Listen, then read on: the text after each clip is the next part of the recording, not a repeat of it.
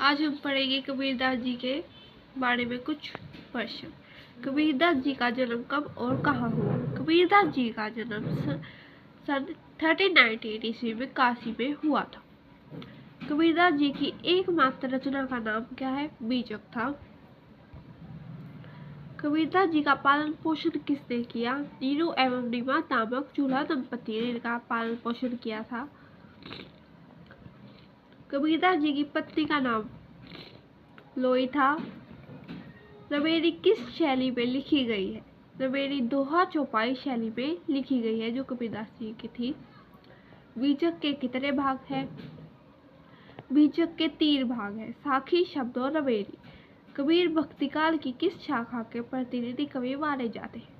कबीर भक्तिकाल की संत काव्य शाखा के प्रतिनिधि कवि माने जाते हैं। कबीर अपने आप को किसका कुत्ता बताते हैं? कबीर अपने आप को राम का कुत्ता बताते हैं।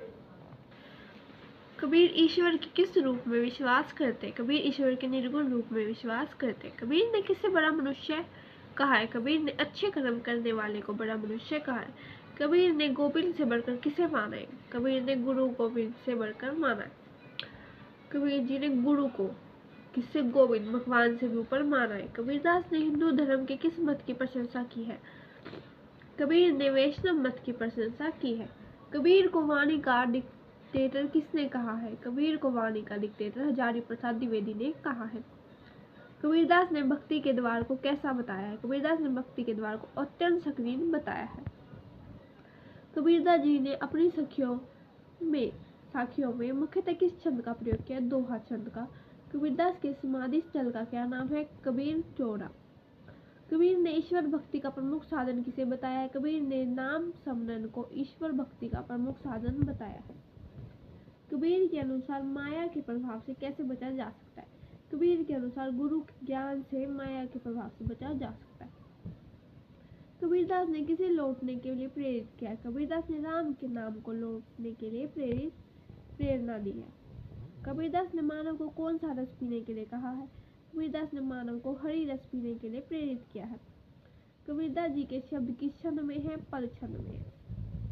कौन सा जन्म मिलना दुर्लभ है? मानव जन्म मिलना दुर्लभ है। कबीरदास ने किसे कुसंगी कहा है? कबीरदास ने पंच विकारों को कुसंगी कहा है। कबीरदास ने कैसा धन संचित करने के लिए कहा है?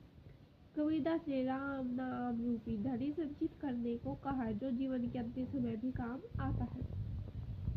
कबीरदास के पुत्र एवं पुत्री का नाम क्या है? कमाल व कमाली। कबीर शब्द का क्या अर्थ है? महान। कबीरदास ने माया को क्या कहा है? कबीरदास ने माया को दीपक कहा है। कबीरदास जी की मृत्यु कब और कहाँ हुई? कबीरदास जी की मृत्यु सन 1518 ईस्वी में बनारस के समीप मखरा नामक स्थान पर हुई। हरि के चरणों में ध्यान लगाने से क्या प्राप्त होता है? हरि के चरणों में ध्यान लगाने से स्वर्ग प्राप्त हो जाता है।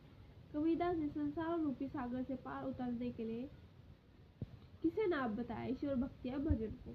कबीर ने पवित्र जीवात्म को क्या कहा है? कबीर ने पवित्र जीवात्म को ही हंस कहा है। किस बादशाह ने कबीरदास जी के पर बड़े अत्याचार किए? सिकंदर लोडी ने। कबीरदास जी की भाषा क्या कहलाती है? सदुगुणी।